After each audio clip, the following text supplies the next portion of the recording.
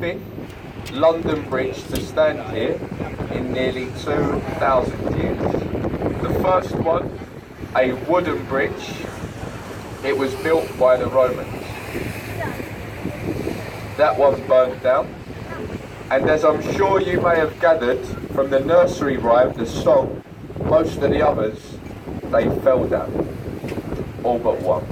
The last bridge to stand here was sinking into the Thames mud, and so it was taken down piece by piece, brick by brick, and it was numbered.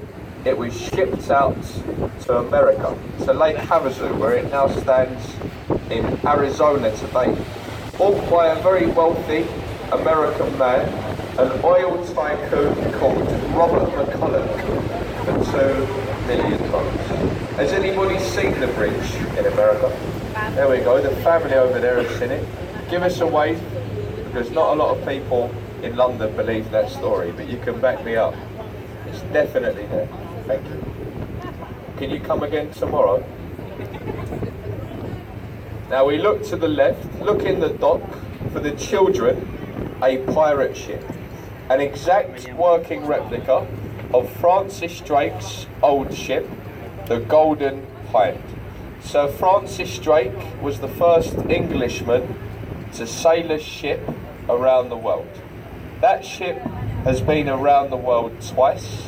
It's in fully working condition. One for the adults now, coming up on the right hand side.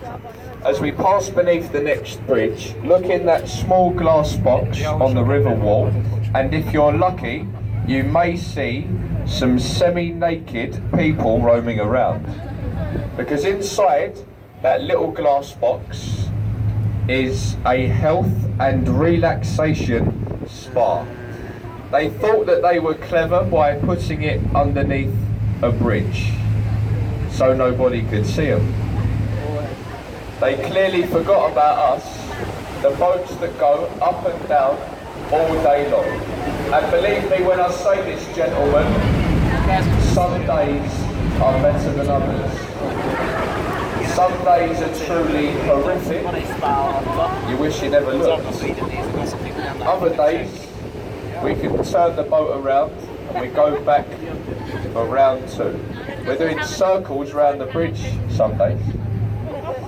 Now ahead of us, Southwark Road Bridge. This is London's least used bridge.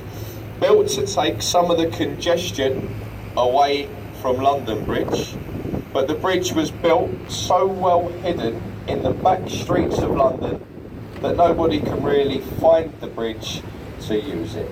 Professional drivers mainly, like vans, buses, taxis, and they say that if you find yourself on this bridge at any point in your trip, then you're probably lost, or drunk, or both. So try and avoid it if you can. Lost and drunk in London is one place you don't want to be. Believe me, I've been there many times myself. Now on the left hand side, the round white building with the brown roof. For those of you that may like Shakespeare, that's an exact replica of William Shakespeare's Globe Theatre. It's the only building in London to be allowed a thatched roof since the Great Fire of London. And you can go in there, you can watch a show being acted out in the traditional manner. No stage lighting, no sound effects like microphones. It's all done as it would have been done in Shakespeare's day. The next bridge you may remember, children especially, from the Harry Potter movie.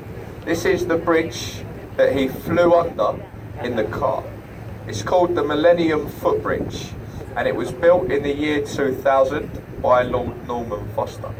He nicknamed this bridge the Blade of Light.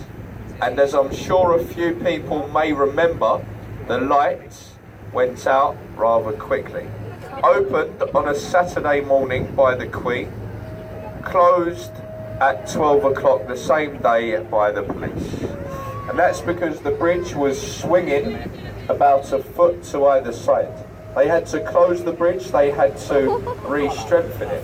And when they finally reopened it, it found the nickname in London of the Wibbly Wobbly Bridge, and that's what they call it today. And a few people may remember they had the architect on live news that day on ITV News Channel 3, and they said to him, "Lord Norman, what is wrong with your bridge?" Do you know what he said? Correct. He said, "There's nothing wrong with my bridge."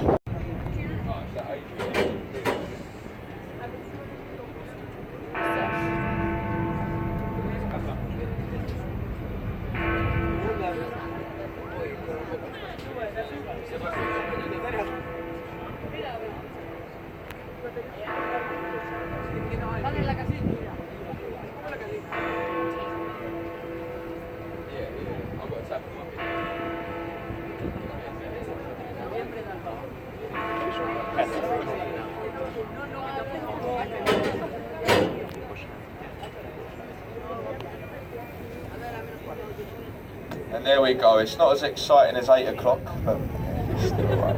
Now folks, if I could have your kind attention for a few more moments now, we're going to be stopping the boat on Westminster Pier, our next destination. As we make our way to the pier, we'd like you to find a seat, as there may be a slight bump as we go in, so just be aware of that.